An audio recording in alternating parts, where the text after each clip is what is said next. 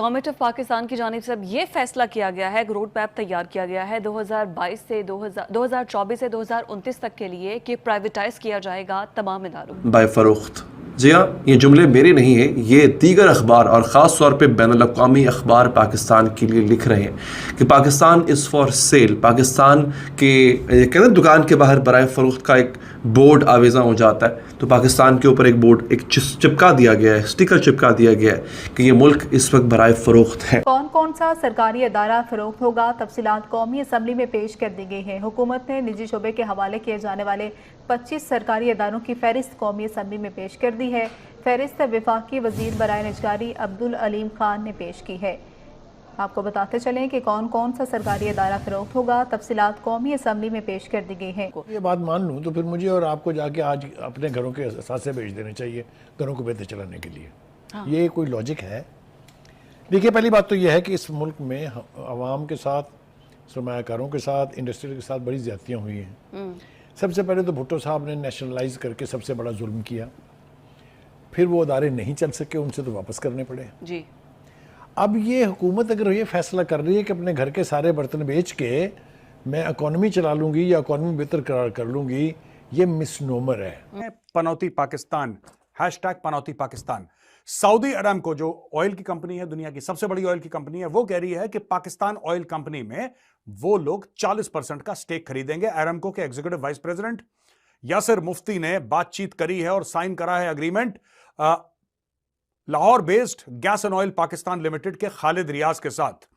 Aramco की तो दोस्तों, पाकिस्तान की मुसीबतें कम होने का नाम नहीं ले रही हैं और इसे कम करने की कोशिश शायद ही पाकिस्तान की गवर्नमेंट करना चाहती है या कर रही है। ये कह पाना थोड़ा मुश्किल है, क्योंकि जैसे जैसे वो फैसला लेती है और जो जो वो काम करना चाहती है या करती है, उसका कोई उज्जवल भविष्य नजर नहीं आता है। ये मैं नहीं कह रहा हूँ, ये विश्लेषण कह रहे हैं, ये उन्हीं के मीडिया वाले कह रहे हैं कि जो कुछ भी वो कर रहे हैं। अब हाल ही में इन्होंने अपनी असेंबली में जो है एक लिस्ट जारी की है, जिसमें कई सारी इनकी सरकारी संस्थाएं, सरकारी कंपनियां प्राइवेट होने वाली है, इनको बेचा जा रहा है। और दोस्तों, ये प्राइवेटाइजेशन उस तरह से नहीं है जिस तरह से इंडिया में हो रहा है। इंडिया में भी कई सारी चीजों को प्राइवेट कर दिया गया है, लेकिन ये दूसरे तरीके से प्राइवेट कर रहे हैं। ये अब आप मान लीजिए कि इंडिया में जब कोई सरकारी कंपनी जो है बिक जाती है, तो उसको यहाँ के ही लोग प्राइवेट कंपनियां खरीद लेती हैं, टाटा खरीद लेते हैं, अंबानी खरीद लेते हैं और कई सारे लोग खरीद लेते हैं। लेकिन पाकिस्तान में ऐसा नहीं होता। पाकिस्तान में जब कोई चीज बेची जाती है, गिरवी रखी जाती है, तो उसको ये लोग, इनके सरकारी लोग कोशिश करते हैं कि ये सारी चीजें, ये सारी सरकारी कंपनियां कोई विदेशी खरीद ले,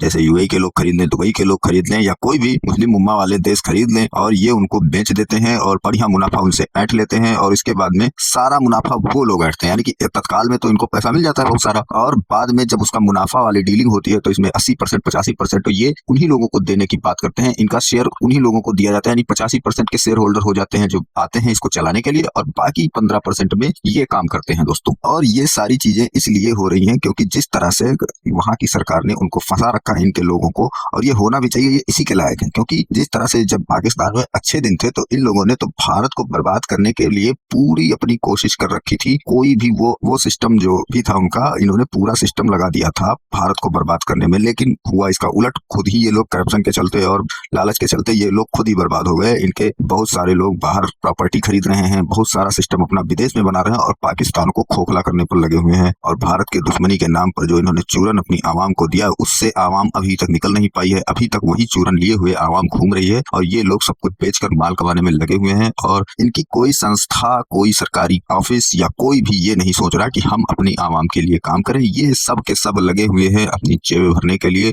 और खासकर इन सब चीजों की परमिशन वहां पर आर्मी ने उनको दे रखी है कि भैया लूटो, खाओ, मौज करो और फिर इन आवाम का खून चूस लो। और उसी के चलते ये लोग पैसा कमाने के लिए, यानी कि इन्होंने पूरे देश को अपनी कमाई का जरिया बना रखा है। इनकी सरकारी संस्थाओं ने, जो भी इसमें जुड़े हुए हैं, जो भी इनके पद पर हैं, जो भी वहां पहुंच चुके हैं, ये सब के सब मिलकर केवल कमाने का जरिया बनाए हुए हैं और पूरे देश दुनिया से डॉलर लूटने का और किसी न किसी तरीके से पैसे ऐंठने का खुद कुछ करना नहीं है। और इन्हें विदेशों से पैसे इधर उधर से लेकर जुगाड़ करके और अपना काम चलाना है, और यही इनकी लाइफ होनी भी चाहिए। और ऐसे ही धीरे धीरे पूरा पाकिस्तान ऑन सेल कर दें, कोई दिक्कत नहीं है इसमें। तो चलते हैं खबर की ओर और देखते हैं पूरा मामला। वीडियो पसंद है तो लाइक करें, चैनल को सब्सक्राइब करें और शेयर करना बिल्कुल ना भूलें।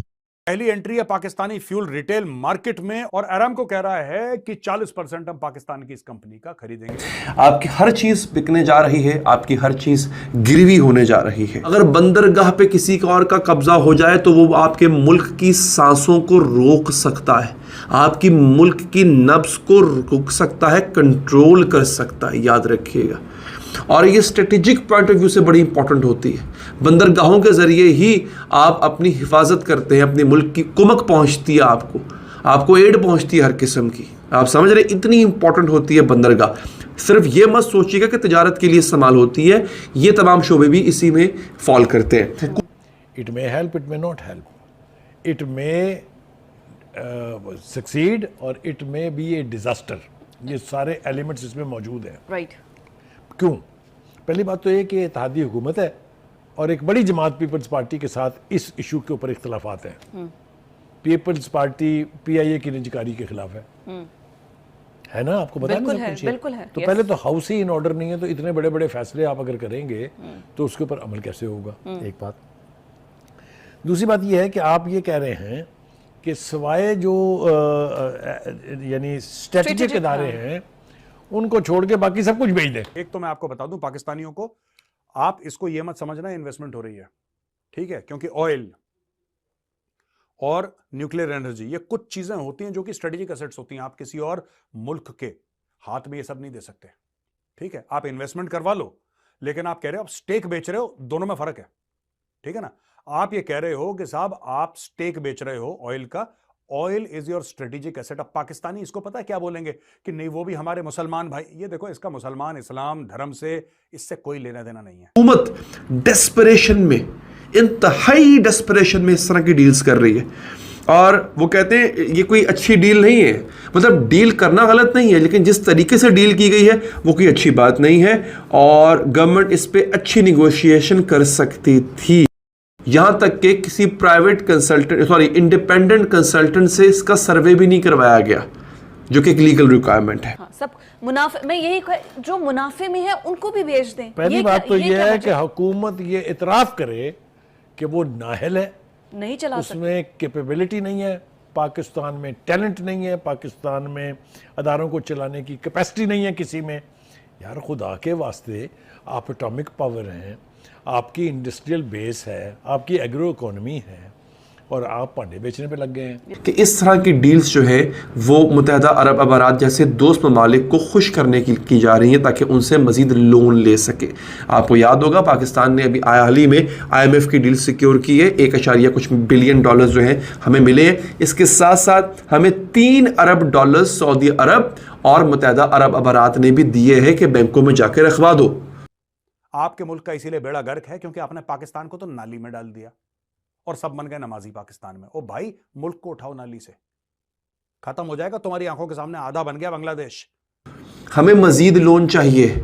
हमें अगले 3 साल में IMF समेत दीगर ममालिक से जो हमने कर्जा लिया हुआ है वो वापस करना है। वो कर्जा कितना है? 80 अरब डॉलर्स का।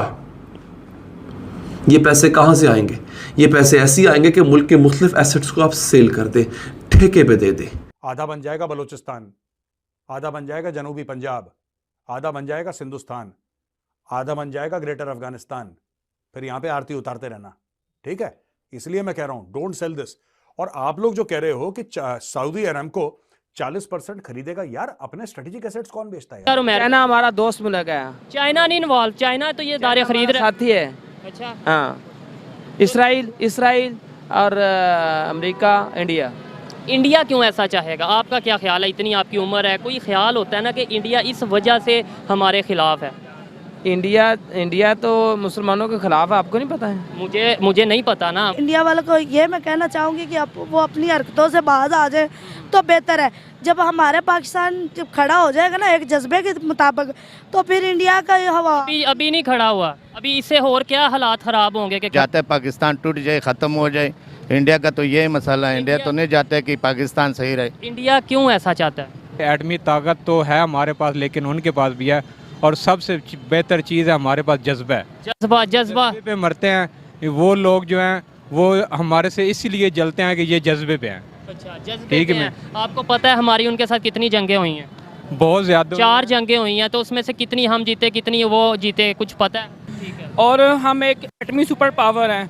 इसराइल एटमी पावर है, सुपर पावर, इंशाल्लाह बनेंगे, है भी और बनेंगे भी सुपर पावर है अभी हम। इंशाल्लाह, क्यों नहीं है, अल्लाह के फजल से हैं। पाकिस्तान इंडिया से आगे जा रहा था, इसलिए वो जल रहा है। हाँ जी बिल्कुल, ठीक है जी किस चीज़ में आगे जा रहा है बताएं ज़रा। हर चीज़ में आगे जा रहा था। अब ये किस चीज़ में, कोई एक चीज़ बताएं। अब देखिए पाकिस्तान एटमी ताकत भी है, तो वो इंडिया भी है।